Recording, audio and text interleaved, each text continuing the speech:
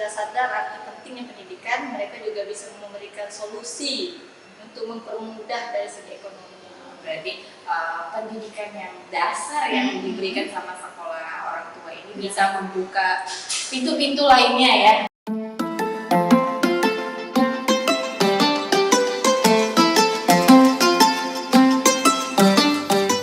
Hai Sobat Perpus, kembali lagi sama ngerepet konten bareng perpustakaan Kuburaya. Kali ini kita kembali lagi sama Kak Badar dari Kampus Baca Tansal. Nah, Kak Badar di kesempatan kali ini mau cerita tentang apa ini? Program terbaru. Waduh, program terbaru. Jadi ini update-nya dari Kampus Baca Tansal ya. Nah, ada program baru dari Kampus Baca Tansal yang akan dijelaskan, yang akan diceritakan sama Kak Badar. Jadi apa program barunya? Ya, jadi program baru itu namanya Sekolah Orang Tua. Orang tua ya? Dari nama kita sudah terpasti yang sekolah ini orang-orang tua. Iya, orang tua betul. Dari gimana nih orang tua? Sekolah lagi? Iya, emang ada gitu. Ah, Emang mau ya. Masih mau ya orang tua belajar ya? Banyak gitu. Banyak. Coba diceritakan Kak Badar. Jadi sekolah orang tua itu merupakan program dari Buta Aksara. Jadi Tanjung Saleh itu masih banyak orang-orang tua di sana yang masih belum bisa membaca, menulis seperti itu. Terus ada juga yang belum bisa berbahasa Indonesia. Iya, masih banyak. Masih ada.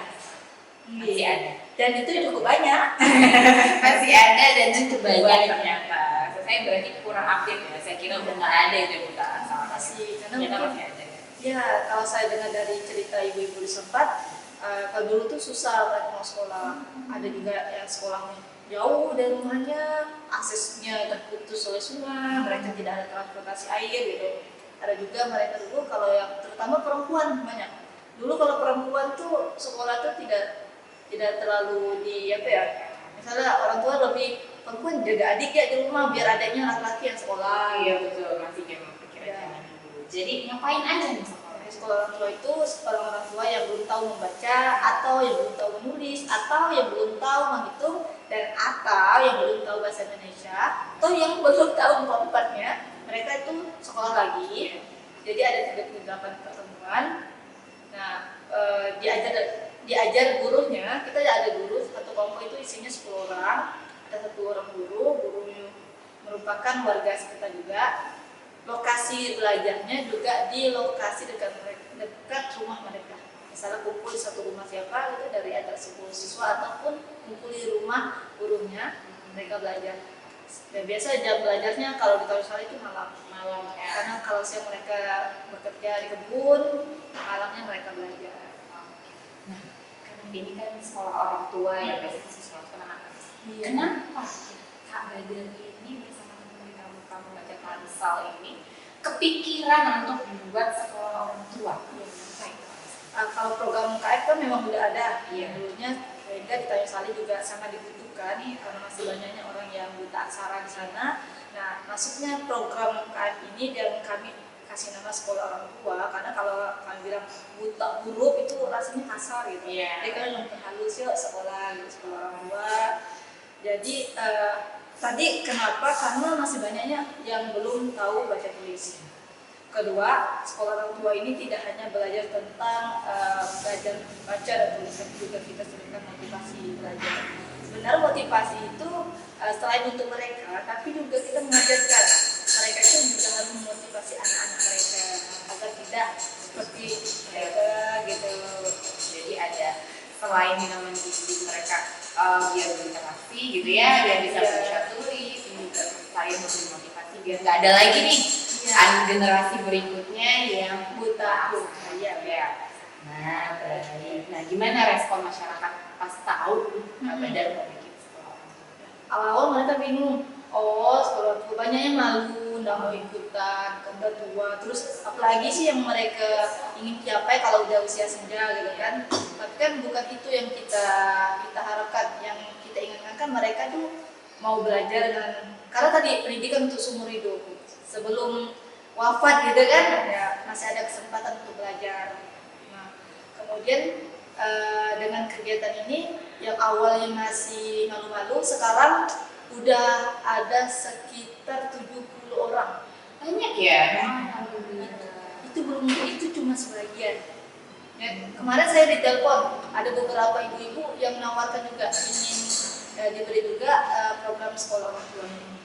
Ternyata sekolah orang tua itu kami bayangkan ini saya nggak banyak peminatnya, bisa sampai 70 dan itu belum cover semua ya. Karena Luar biasa misalnya sekali ya. Iya, ini tambahan nih Kak. Misalnya itu ada 29 29 itu cuman 7 jadi 70 orang tadi, 70 orang tua yang berminat ke sekolah orang tua itu dari 7 RT, dari 29. Jadi masih ada 22 RT lagi yang mungkin berminat tapi belum berkesempatan ya karena gantian mungkinnya. Oke. Nah, kalau gitu Kak, kan di sekolah orang tua udah cukup. Jadi ada sekitar 70 orang tua yang sudah ikut. Nah, harapan Kak sama kelanjutan dari sekolah orang tua ini seperti apa? Pertama, selagi mereka sudah sadar arti pentingnya pendidikan, nah dengan kegiatan pendidikan atau dengan kegiatan berliterasi tadi, mereka juga bisa ibaratnya memperbaiki dari segi ekonomi. Misalnya, kan mereka udah pandai membaca dan menulis, mulai misalnya di kegiatan misalnya suka di budaya, kembangkan, misalnya ibu-ibu yang kasihan atau ibu-ibu yang hadrahat kembangkan di bidang kemudian di bagian ekonomi kreatif kembangkan kayak ibu-ibu di sana tuh ada buat kayak ekonomi kreatif, makanan, cemilan gitu. Cemilan itu nastar terbuat dari ibu-ibu. Nastar dari ibu. Iya, kan boleh dicoba ya. Nah, di situ kan tidak hanya di bidang pendidikan. Ketika mereka sudah sadar arti pentingnya pendidikan, mereka juga bisa memberikan solusi untuk mempermudah dari segi ekonomi.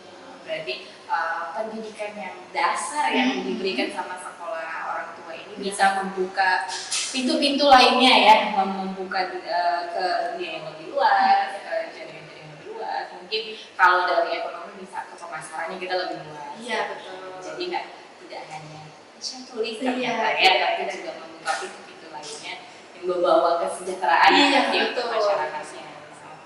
Terima kasih atas ceritanya Kak tentang sekolah orang tua. Mudah-mudahan sekolah ini nggak lama-lama. Jadi biar bisa selesai ini, berarti semuanya kalau udah selesai sekolah orang tua, berarti semuanya udah bisa baca. Nggak ada lagi tuh yang buta aksara di tangan salah ya. Jadi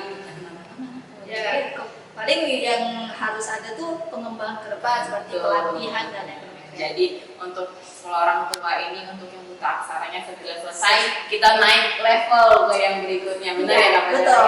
Oke, semoga sukses sama sekolah orang tuanya. Sampai ketemu lagi.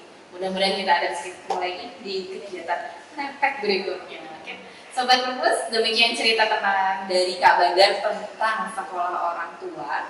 Mudah-mudahan bisa memberi inspirasi bagi Sobat Perpus dalam melakukan kegiatan literasi kita. Oke, bye.